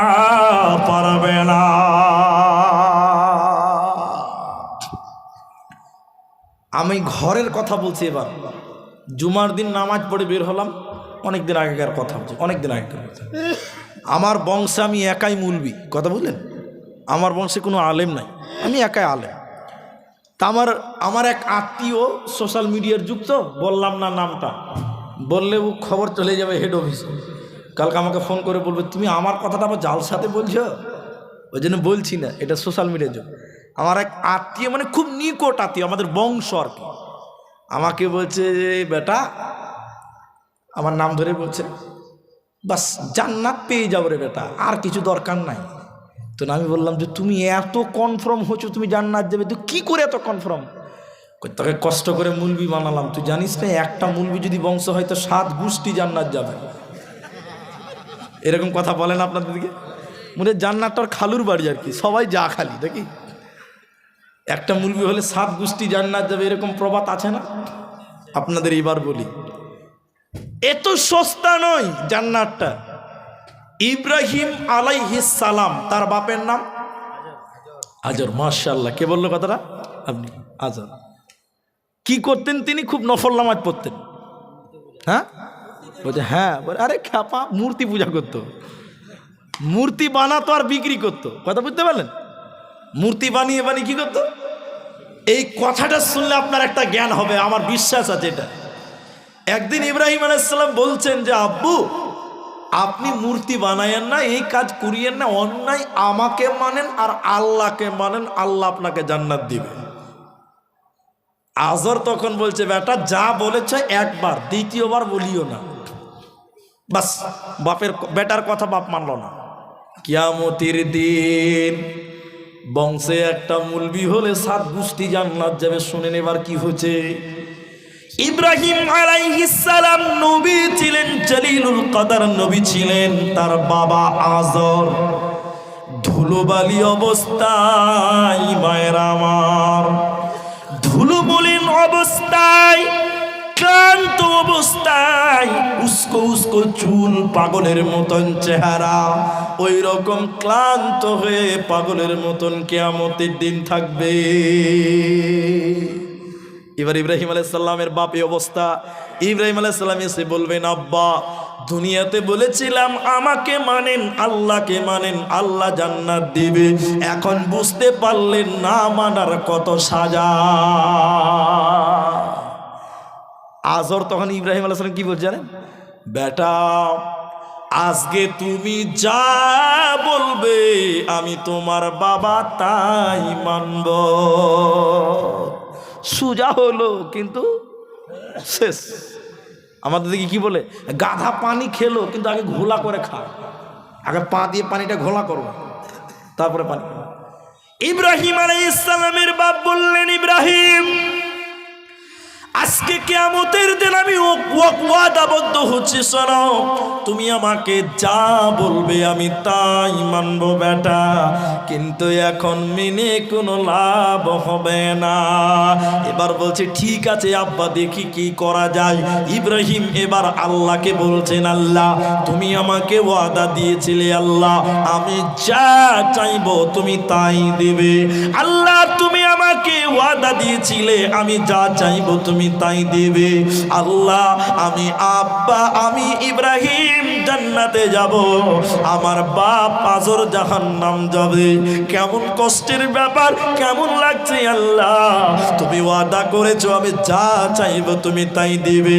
আল্লাহ গো দয়া করে তুমি আমার বাবা, আমি নবী ইব্রাহিম বলছি আল্লাহ আমার বাবাকে ক্ষমা করে জান্নাত দাও। আপনারা বলুন ইব্রাহিম নবীর বাপ কোথায় যাবে, জান্নাত না জাহান্নাম? জাহান্নাম। এবার আল্লাহ কি উত্তর দিচ্ছে কিয়ামতের দিন দেখেন। ইব্রাহিম তুমি শুনে নাও, তুমি যা বলছো তোমার কথা সত্য, আমি যা বলেছি আমার ওয়াদা সত্য। তবে ইব্রাহিম রে আমি আল্লাহ ওই ব্যক্তিকে জান্নাত দিব না যে ব্যক্তি আমার নবী ইব্রাহিমকে মানে নাই। সে তোমার বাপ হোক আর যাই হোক না কেন, আমি ওই রকম নাফরমান ব্যক্তিকে ক্ষমা করে জান্নাত দিব না, পাবে না, পাবে না। তাহলে কিয়ামতের দিন নবীর বাবা ক্ষমা পাবে না। অতএব নিজের আত্মীয়র পরিচয় দিয়ে কিয়ামতের দিন বাঁচার উপায় রবে না, রবে না। আম্মা জান আয়েশা রাদিয়াল্লাহু তাআলা আনহা কোন একদিন রাতের বেলায় কাঁদছে।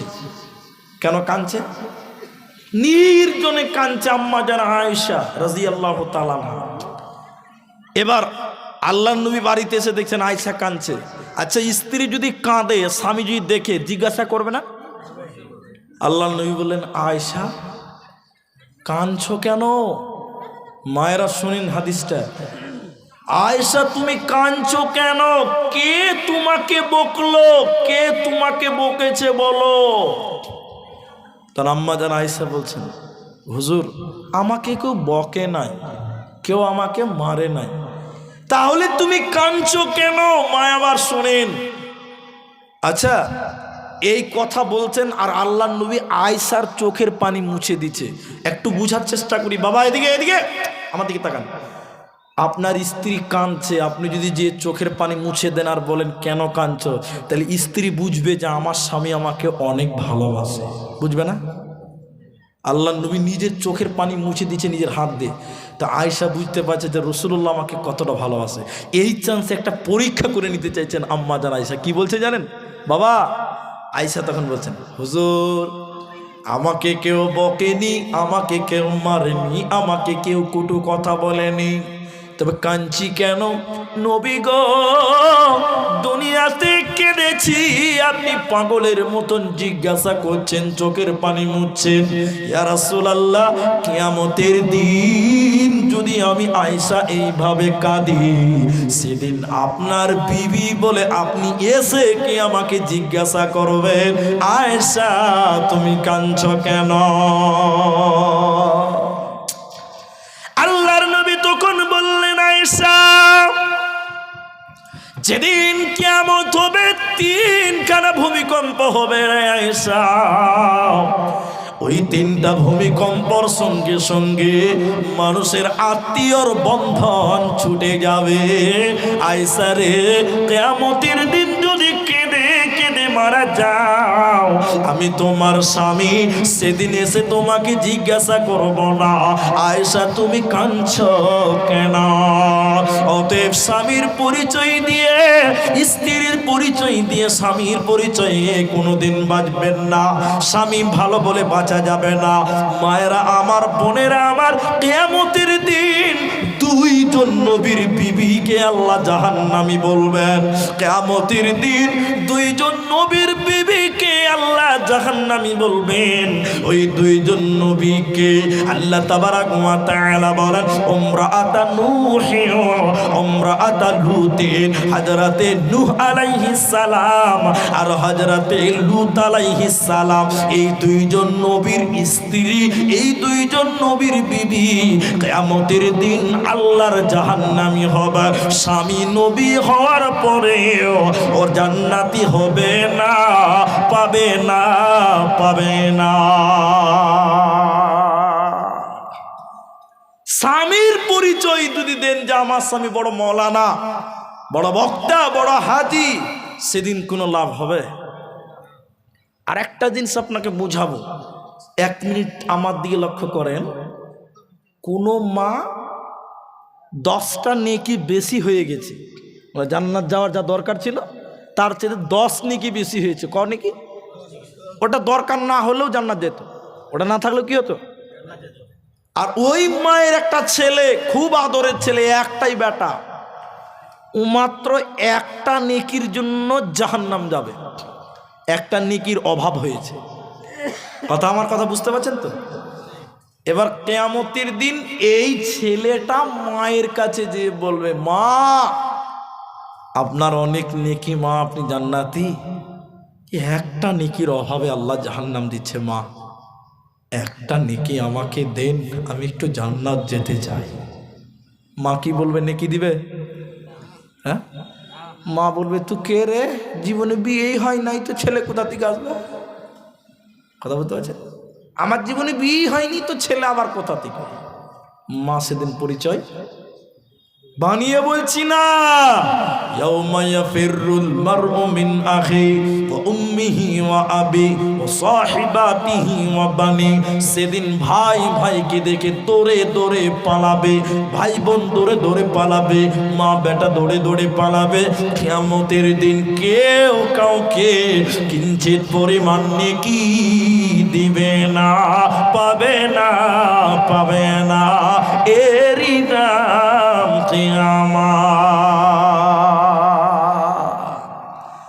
যতটি লোক আমার সামনে আছেন, কিয়ামতের দিন বাঁচার কিছু পথ আপনাদের সামনে বলতে চাই। আরো আধা ঘন্টা টাইম আপনাদের বসতে হবে, সবাই বসবেন ইনশাআল্লাহ। এতক্ষণ খালি ভয় বললাম, ভীতি বললাম, বিপদ বললাম। বাঁচার জন্য কয়েকটা আমল বলবো, আমরা সবাই বসবো। আর একবার বলুন ইনশাআল্লাহ। দিনাজপুরের লোক 12টার পর জলসা শুনে না, আমার অভিজ্ঞতা থেকেই বললাম। তবে আজকের জলসাতে আপনারা বসে আছেন, আমি প্রায় 40 স্টেজে মাইক ধরেছি, 40, 11টা 40। এই বাঁচার পথটা আপনি খালি একটু গ্রহণ করেন। আব্দুর রহমানের কথাটা যদি মেনে নিতে পারেন, বুখারী শরীফের হাদিস আপনাকে শোনাবো। কিয়ামতের দিন বাঁচবে। নবীজি বললেন যেদিন সূর্যটা একদম কাছে কোনো পথ থাকবে না, সেদিন একটা মাত্র ছায়া থাকবে, ওটা হলো আল্লাহর আরশের ছায়া, রহমতের ছায়া, বরকতের ছায়া। আল্লাহর নবী বললেন ওই জায়গাতে 7 প্রকার স্থান পাবে মানুষেরা। 7 প্রকার মানুষ। কয় প্রকার? আমরা যারা আপনারা যারা আমাকে চেনেন ফেসবুকে, ইউটিউবে, দেখবেন এটা আমার একটা স্পেশাল বিষয় আছে যে কিয়ামতের দিন 7 শ্রেণী মানুষ আরশের নিচে স্থান পাবে। তাহলে 2 ঘন্টার বায়ানকে আমি আধা ঘন্টায় আনতে চাইছি, তাহলে কেমন করে বলবো? আপনি একটু ধৈর্য ধরবেন। আরেকবার বলুন ইনশা। কিয়ামতের দিন যেদিন কোনো বাঁচার পথ থাকবে না, মায়েরা বোনেরা আপনারাও অ্যাটেনশন হন। নবীজি বললেন সেদিন একটা মাত্র ছায়া থাকবে, আল্লাহর আরশের ছায়া। ওই ছায়াতে আল্লাহ 7 শ্রেণী মানুষকে স্থান দেবে। তার একজন হলো আল ইমামুন আদিলুন, ন্যায় পরায়ণ নেতা, ন্যায় পরায়ণ বাদশা, ন্যায় পরায়ণ আমানতদার নেতা যে ব্যক্তি হবে, এই আমানতদার ব্যক্তিকে আল্লাহ আরশের নিচে স্থান দিবে কিয়ামতের দিনে। এই আদর্শবান নেতার কোনো চিন্তা রবে না, রবে না। একটা প্রশ্ন চাইছি, উত্তর দেন। এখন আপনাদের এলাকার নেতারা ভালো? ভালো না? ভালো, আলহামদুলিল্লাহ। খারাপ? এত আস্তে করে বলছে যে। আল্লাহ নবী বলছেন যে নেতা আদর্শবান আমানতদার, ওকে কিয়ামতের দিন আল্লাহর আরশের নিচে স্থান দেবে। বলুন সুবহানাল্লাহ। কিন্তু আমাদের দেশের নেতারা 100টার মধ্যে 101টাই চোর। হ্যাঁ কিনা বলুন, হ্যাঁ কিনা বলুন। আপনি এখনো যদি কথা না বলেন তার মানে বুঝবো আপনার ভিতরে মুনাফিকি ভাব আছে। জি, 100টার মধ্যে 101টাই চোর। খুঁজে পাওয়া মুশকিল আছে। আপনি হারিকেন দিয়ে খুঁজে পাবেন না ভালো নেতা। ওমর বিন আব্দুল আজিজ, এদিকে দেখেন, জুমার দিন মেম্বারে দাঁড়িয়েছে, খুতবা দিবে। পাঞ্জাবিটা একটু লম্বা হয়েছে। পাবলিক আপনাদের মতন পাবলিক বলছে খুতবা পরে দিবেন, আগে প্রশ্নের উত্তর দেন। পাঞ্জাবিটা লম্বা কেন? কেন? সরকারি কাপড় আপনি 2 হাত পেয়েছেন, আমরাও 2 হাত পেয়েছি, তো আপনারটা 4 হাত হয়েছে কেন? উত্তরটা আগে দেন, তারপর বক্তব্য দিবেন। সুবহানাল্লাহ বলবেন। তখন সে বলছে, উমর বিন আব্দুল আজিজ বলছে এই উত্তর আমি দেব না, আমার ছেলে দিবে। কথা বুঝতে পারলেন? ছেলে এবার মসজিদে দাঁড়িয়ে বলছে লোকেরা তোমরা কিছু মনে করিও না, তোমরা ভাবছো যে আমার বাপ চুরি করেছে। না, কি হয়েছে শোনো, আমার বাপ পেয়েছে 2 হাত, আমি পেয়েছি 2 হাত, আমারটাও আমার বাপকে দিয়ে বলেছে আব্বা আপনি একটু লম্বা করে পড়েন, এরপরে যখন সরকারি কাপড় আসবে তখন আমি পরবো, এই জন্য আব্বারটা লম্বা হয়েছে। তোমরা মনে করিও না যে আমার বাপ চুরি করেছে। এখন আপনাকে বলছে আপনার নেতা ভোটে জিতার আগে ওর 1তলা বাড়ি ছিল, কোনো গাড়ি ছিল না, ভোটে জিতার পর 3তলা বাড়ি হয়েছে, 4টা গাড়ি হয়েছে। ওকে বলতে পারবেন এই তোর 2তলা বিল্ডিং বাড়লো কেন? উত্তরটা দে। দিতে পারবে? জোরে বলুন, দিতে পারবে? সব চুরি করেছে। কি করেছে বলুন? চুরি করেছে। আমানত নাই আছে।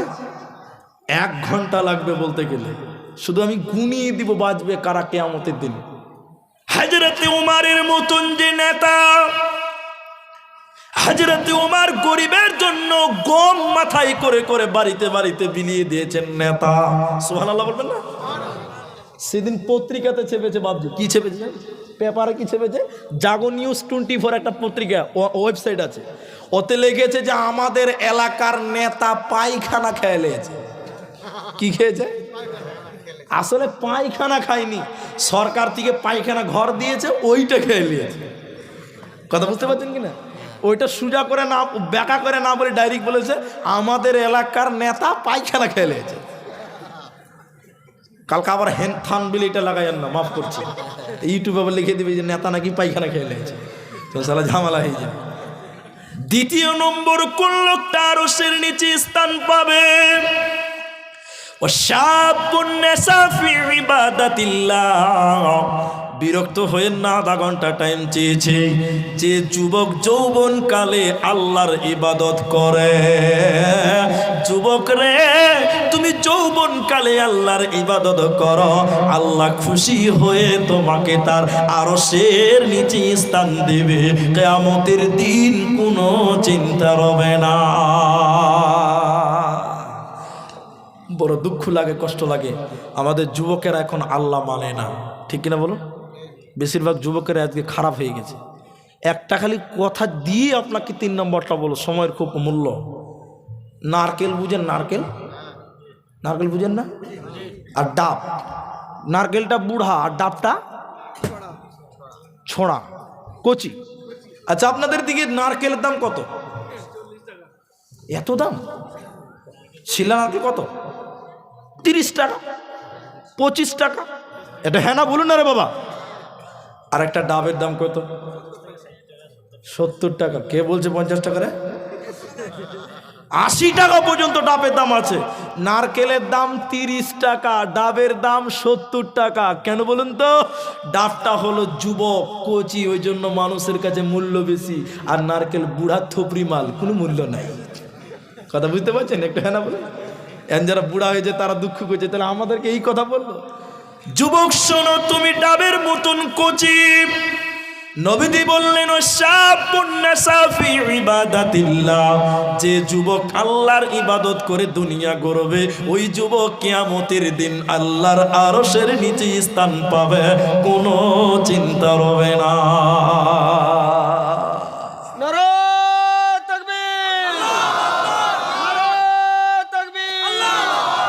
ভাই আমার, তাহলে যুবকের জন্য স্পেশাল কিছু ইবাদত আছে। অনেক সময়ের ব্যাপার, শুধু গুনিয়ে দে আল্লাহর বান্দারা। একটা ইবাদত আছে যুবকদের জন্য, ওই ইবাদতটা নারীদের জন্য মাপ, বুড়াদের জন্য মাপ, শিশুদের জন্য মাপ। একমাত্র যুবকদের জন্য একটা ইবাদত আছে, যুবকদের জন্য শুধু, বুড়াদের জন্য নয়, নারীদের জন্য নয়, বাচ্চাদের জন্য নয়। ওই ইবাদতটার নাম জিহাদ। জিহাদ কাদের জন্য? বলুন বলুন। যুবকদের জন্য। তাহলে যুবক, তুমি জিহাদের তামান্না দিলে রাখো। যুবকের জন্য দ্বিতীয় কাজ হলো, যুবকেরা বেশি বেশি করে কামাই করবে। কি করবে? কামাই করতে হবে। কি করতে হবে? কামাই। এমন কিছু কিছু অলস যুবক ছেলে আছে, একদিন কাজ করে 3 দিন শেষ হবে টাকা, তারপর আবার কাজে যাবে। এরকম ঢিলা মাল আছে না নাই? হ্যাঁ, অলসতার জিন্দিগি ইসলামে ঠিক নাই, ইসলামে নাই। ইসলামে বলছে যুবককে ইনকাম করতে হবে, এটা তার জন্য ফরজ। এখন দুটি জিনিস ডিফারেন্সটা বুঝিয়ে দিই। আমি 3 নম্বরটা বলছি। বাবজি, আপনার বয়সটা বলা যাবে? মাশাআল্লাহ, আল্লাহ আরো যেন বরকত দেয়, বলুন আল্লাহুম্মা আমিন। তবে ইমানই বরকত চাই, ইমানই হায়াত চাই। মানে লম্বা হায়াত ভালো নয়। আমরা নূর মোহাম্মদের বাড়িতে ছিলাম, একদিন এক সফরে ছিলাম, আমাদেরকে একটা হাদিস শোনাচ্ছিল, ওটা আমরা জানি, বুখারী হাদিস। বেশি লম্বা হায়াত ভালো নয়। লম্বা হায়াত হলো বদদুয়া। জি, লম্বা হায়াত কি? বদদুয়া। এটা লম্বা হাদিস আছে, শোনাতে গেলে সময় লাগবে। মানে একটা লোক ইমামের বিরুদ্ধে তহমত দিয়েছিল। কার বিরুদ্ধে? এ খারাপ, সে রসুলের জামানায় বিচার বসেছিল। ইমাম অসহায় ব্যক্তি দোয়া করেছিল, ইমাম বদদোয়া করেছিল। যে লোকটা ইমামের নামে তহমত দিয়েছিল, ইমাম সাহেব 3টা বদদোয়া করেছিল। তার একটা ছিল, আল্লাহ তুমি তাকে লম্বা হায়াত দাও, সবাই যেন তাকে টিটকারি করে। লোকটা যখন বুড়া হয়েছিল, ওই লোকটা রাস্তায় হাঁটতো, তো এই ভুড়ু আছে না, ভুড়ু, এটা কি বলেন আপনারা? ভুড়ু। এই ভুড়ু ঝুলতে ঝুলতে তার চোখ ঢেকে গেছিল, এত বয়স হয়ে গেছিল। তখন লোকটা আফসোস করে বলেছিল, আমার ওই উমুক মুলবি সাহেবের বদদোয়াটা আমার লেগে গেছে। তাহলে লম্বা হায়াত ভালো নয়। তবে হ্যাঁ, লম্বা হায়াতের সঙ্গে বলতে হবে, আল্লাহ তুমি ইমানি হায়াত দাও, হায়াতটা যেন ইমানের সঙ্গে থাকে, ঠিক না বলুন? তো আমি যে কথা বলছিলাম, হ্যাঁ, লাইনটা কেটে গেল। একটা 75 বছরের বুড়া, নানার মতন মাল কিছু পেকে গেছে, বুঝলেন? নানার দাড়ি চারটা পেকে গেছে। আমার নানা নাতির ব্যাপার আছে, আপনারা খারাপ মনে করবেন না। এই নানার মতন 75-76 বছরের এক বুড়া মসজিদে জোহরের নামাজ পড়তে গেছে ভাত খেয়ে। আমার কথা বোঝা যায় তো? ও বুড়া বলছে, আর বাড়ি যাব না, একবারে আসরের নামাজটা পড়েই বাড়ি যাব। মসজিদের কুনির নামাজ জোহর পড়ে এবার সুবহান আল্লাহ, আলহামদুলিল্লাহ, আল্লাহ আকবার, জিকির আজগার করছে। বুড়া মানুষ, ওর তো কোনো কাজ নাই, কাজ আছে? আমার মতন এটা 30 বছরের জোয়ান বলছে হাবা বুড়া তো নেকি লুটালি লেবা, তা আমি কেন বাদ যাব? আমিও নেকি করব। এই বুড়া 76 বছরের বুড়া নেকি দেখে এই 30 বছরের চ্যাংরা মসজিদের এক কোনায় জোহরের নামাজ পড়ে বলছে সুবহানাল্লাহ, আলহামদুলিল্লাহ, আল্লাহু আকবার, লা ইলাহা ইল্লাল্লাহ। বুড়াকে বোঝাবে তুই দেখ তোকে ফেল করে দিব আজকে। এখন আপনারা বলুন, কথাটা বোঝার চেষ্টা করেন। এই বয়স্ক মানুষটা তাসবিহ তাহলিল করছে আর যুবকটা করছে, দুজনার করা সমান? যুবকের জন্য এই ইবাদত নয়, এটা কি যুবকের জন্য? বুড়া মানুষ তিনি তাসবিহ তাহলিল করবে, এটাই তার ইবাদত। কিন্তু যুবক, তোমাকে মালদা টাউনের রোডে পুরে পুরে ব্যবসা করতে হবে, রায়গঞ্জ শহরের রোডে পুরে তোমাকে কাজ করতে হবে। কারণ আল্লাহ বলেছেন ফাইদা কুদিয়াতিস সালাত ফান্তাশিরু ফিল আরদি, যখন তোমার নামাজ হয়ে যাবে জমিনে বেরিয়ে যাও, মসজিদে থাকিও না। তুফান্তাশিরু ফিল আরদি ওয়াবতাগু মিন ফাদলিল্লাহ, আল্লাহর ফজলকে তোমরা তালাশ করো। তাহলে যুবক রে, তোমার ইবাদত হলো হালাল রুজি অন্বেষণ করা। তাহলে যে যুবকটা আল্লাহর ইবাদতে জীবন অতিবাহিত করবে, যুবক রে, আল্লাহ তোমাকে আরশের নিচে স্থান দেবে, কোনো চিন্তা রবে না, রবে না। 3 নম্বর নবীজি বলেছেন, উম্মত রে শুনে নাও, রাজুলুন কলবুহু মুআল্লাকুন ফিল মাসাজিদ, রাজুলুন কলবুহু মুআল্লাকুন ফিল মাসাজিদ, যে ব্যক্তিটা তার অন্তরটা মসজিদে ঝুলিয়ে রাখবে রে, আল্লাকুন মানে লটকানা, যার অন্তরটা মসজিদে ঝুলে থাকবে, ওই ব্যক্তিকে আল্লাহ আরশের নিচে স্থান দেবে। কিয়ামতের দিন তার কোনো অসুবিধা হবে না। আপনি বলবেন, মাওলানা মানুষের অন্তর কোনোদিন মসজিদে রাখা যায়? যায়, যায়। 1 মিনিটে বুঝেলেন, 4 নম্বরটা আসবো। একটা লোক আসরের নামাজ পড়লো, এদিকে তাকান ভাই, একটা লোক আসরের নামাজ পড়ে বয়স হয়ে গেছে, বাড়িতে এসেছে, বাড়িতে এসে একটু স্ট্যান্ডে চা খেতে গেছে, বয়স হয়ে গেছে, যথেষ্ট বয়স, চা খেয়ে আবার বাড়িতে এসেছে। বাড়িতে এসে ওর পোতাকে বলছে, রমিজুল কটা বাজে রে ভাই? পোতাকে বলছে, দাদু কটা বাজে? পোতা বলছে, কেন? বলে মাগরিবের টাইম হয়নি। জি, মাগরিবের টাইম হয়নি, মাগরিবের টাইম হয়নি। তখন ওর পোতা বলছে, না দাদু এখনই মাগরিবের টাইম হয়নি। ফের খানিকক্ষণ পর দাদু আর পতিনকে বলছে, রমিলা কটা বাজে গে? কেন দাদু মাগরিবের টাইম হয়নি? না দাদু এখানে টাইম হয়নি। ফের খানিকক্ষণ বুড়া আর বুড়িকে বলছে, কই জি কটা বাজে? বুড়ি তখন বলছে, কখন থেকে ভেদার ভেদার করে টাইম টাইম করছো কেন, কী হয়েছে? বলছে মাগরিবের টাইম হয়নি। বলছে না একদিন টাইম হয়নি। মানে বয়স্ক মানুষ আসরের নামাজ পড়ে বাড়ি এলো, চা খেতে গেল, বাড়ি এসেছে, কিন্তু ওর মনটা কিন্তু মসজিদে পড়ে আছে। বারবার মন হচ্ছে কখন মাগরিব হবে তো মসজিদে যেতে পাবো। এরকম দিলওয়ালা কিছু মসজিদ প্রেমিক পাগল আছে না নাই? বলুন। নবীজি বলেছেন লোকটা বাড়িতে কিন্তু তার মনটা মসজিদে পড়ে আছে। তাই নবীজি 3 নম্বর বলেন, রাজুলুন কলবুহু মুআল্লাকুন ফিল মাসাজিদ, যে ব্যক্তিটা তার অন্তরটা মসজিদে ঝোলাতে পারবে, ওই ব্যক্তি কিয়ামতের দিন আল্লাহর আরশের নিচে স্থান পাবে, কোনো চিন্তা হবে না। সুবহান। নাম্বার 4, শর্ট বলছি, দিনের জন্য মোহাব্বত, দিনের জন্য শত্রুতা যে ব্যক্তিটা করে, ওই ব্যক্তিকে আল্লাহ আরশের নিচে স্থান দেবে। কাশিডাঙ্গার মুসলমান, এই গ্রামে জলসে এসেছি, কেউ আমার আত্মীয় নাই। আসার পর আমাকে বলছে, মাওলানা কি খাবে? ভাত খাবে, রুটি খাবে, চা খাবে, কফি খাবে, নাস্তা খাবে, গরম পানি না ঠান্ডা পানি, বিভিন্ন রকম খাবেন খাবেন। ভালোবাসছে কেন? উনি আমার আপন কেউ নয়। এই মহাব্বতটা হলো দিনের জন্য মহাব্বত, ঠিক কিনা যেটা বলুন। নবীজি বলে বললেন দিনের জন্য যারা বন্ধুত্ব করে মহাব্বত করে আর দিনের জন্য যারা ফাটল তৈরি করে এই ব্যক্তিকে আল্লাহ কিয়ামতের দিন আরশের নিচে স্থান দেবে, কোনো চিন্তা রবে না, রবে না। 5 নাম্বার নবী বললেন একটা সুন্দরী রমণী, সুন্দরী মহিলা, মেয়েটা দেখতে ভালো, মেয়েটার বংশ ভালো, বিরাট বড় লোকের একটা মেয়ে, সুন্দরী একটা মেয়ে, একটা ছেলেকে বলছে চলো চলো চলো যে না করি গা, চলো চলো পালিয়ে যাই, বিয়ে করি গা। ওই সময় ছেলে যদি বলতে পারে বোন রে ইন্নী আখাফুল্লাহ, আমি আল্লাহকে ভয় করি বোন, এ গুনাহ আমার দ্বারা করা সম্ভব নয়। বিশ্বনবী বললেন যুবক, আরে আল্লাহর বান্দা, তুমি যদি একটা নারীকে চেনার প্রস্তাব থেকে ফিরাতে পারো, আমি নবী বলছি কিয়ামতের দিন যেদিন মানুষেরা কানবে রোদের তাপে পুড়বে রে, সেদিন আল্লাহ তোমাকে রহমতের ছায়ার নিচে স্থান দেবে যুবক, তোমার কোনো চিন্তা রবে না, রবে না, রবে না। নাম্বার 6, মাত্র 2টি আছে, টেনশন হন।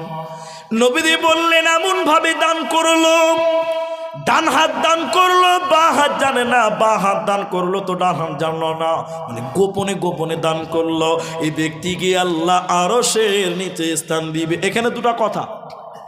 এখন আপনি বললেন মুই সাহেব আপনারাই তো নাম জিজ্ঞাসা করছেন, অনেক লোক মনে করবেন মুই আপনারাই তো নাম জিজ্ঞাসা করছেন, কি নাম কি নাম? গোপনে দান করা উত্তম বলেন, আর প্রকাশ্যে দান করা জায়েজ। দলিল কোরআন, আল্লাযীনা ইউনফিকুনা আমওয়ালাহুম বিল-লাইলি ওয়ান-নাহারি সিররাও ওয়া আলানিয়া, প্রকাশ্যে এবং গোপনে 2 ভাবেই দান করা। এখন মুলবিরা হাত ধরে নাম জিজ্ঞাসা করছে কেন? মুলবিরাও চালাক কম নয়, আর মুলবিদের চেয়ে চালাক দুনিয়াতে কোনো জাতি নাই, আছে? মুলবিরা জানে একটা লোক দিতে পারবে 5,000 লিখে 500 দিচ্ছে, বেনামিতে দোয়া করে দাও, অথচ ওই লোকটা কত দিতে পারবে? 5,000। ও 500 দিয়েছে, কেউ জানতে না পারে, নামটা বলে না, তখন বলছে বেনামিতে। ওই লিগা মুলবিরাও ক্যাপাসিটি শিখে লেছে, হাত ধরে লিখছে নামটা বল। যখন দেখছি যে এই রুস্তুম ঠিকাদার 500 দিচ্ছে, তখন সব লোক বলবে ছি ছি ছি, মাত্র 500 টাকা। প্রকাশ্যে দান করা আরেক দিক দিয়ে ভালো। কিসের জন্য বলুন তো? উৎসাহিত করার জন্য, জনগণের ইমানকে জাগ্রত করার জন্য। আমি 5 দিলাম, আমার দেখে ইনি যদি 7,000 টাকা দেয়, কথা বুঝতে পারলেন কি না? তবে উত্তম বলা যেতে পারে গোপনে দান করলে। প্রকাশ্যে দান করা মানুষের ইমান জজবাকে বাড়াবার জন্য প্রকাশ্যে দান করাও ভালো, ঠিক কিনা জোরে বলুন। তো যে ফজিলতের কথা বললাম, ভাইরা আমার, মায়েরা আমার, 7 নম্বর নবীজি বললেন ওয়ারাজুলুন যাকারাল্লাহু খালিয়ান ফাফাযাতহু আইনাহু, যে ব্যক্তিটা অন্ধকারে আল্লাহর ভয় কানবে রে, তনহাই মে খোদা কো ডরনে কা নাম তাকওয়া, নির্জনে যারা আল্লাহর ভয় কানবে রে, এই 7 জন ব্যক্তিকে আল্লাহ কিয়ামতের দিন আরশের নিচে স্থান দেবে। মুসলমান, হে কাশিডাঙ্গার মুসলমান, অতএব যদি কিয়ামতের দিন বাঁচতে চাও, দুনিয়াতে 7টা আমলকে রেডি করে নাও। চলো মুসাফির বদলো কটরে, दूर का मंजिल जाना है, चलो मुसाफिर बदलो कटरी, दूर का मंजिल जाना है। घटमट सीटी बजाकर ट्रेन चलती है, चलो मुसाफिर बदलो कटरे, दूर का मंजिल जाना है। অতএব কিয়ামতের দিন যদি বাঁচতে হয়, আমলের এটা যেটা রেডি করে না। ভাই আর কেউ উঠিয়েন না, এবার একটা মাদ্রাসার জালসা। ভাই আপনাদের কাছে মাত্র ঘড়ি দেখে নিলাম, এখন বাজে 1টা বেজে 6 মিনিট। আপনারা টোটাল আমাকে 14 মিনিট টাইম দিবেন, আর 1 সেকেন্ড বাড়াবো না, আর তার আগে আপনারা উঠবেন না, বলুন ইনশাল্লাহ। ভাই যার পেশাব লেগেছে তিনিও বসেন।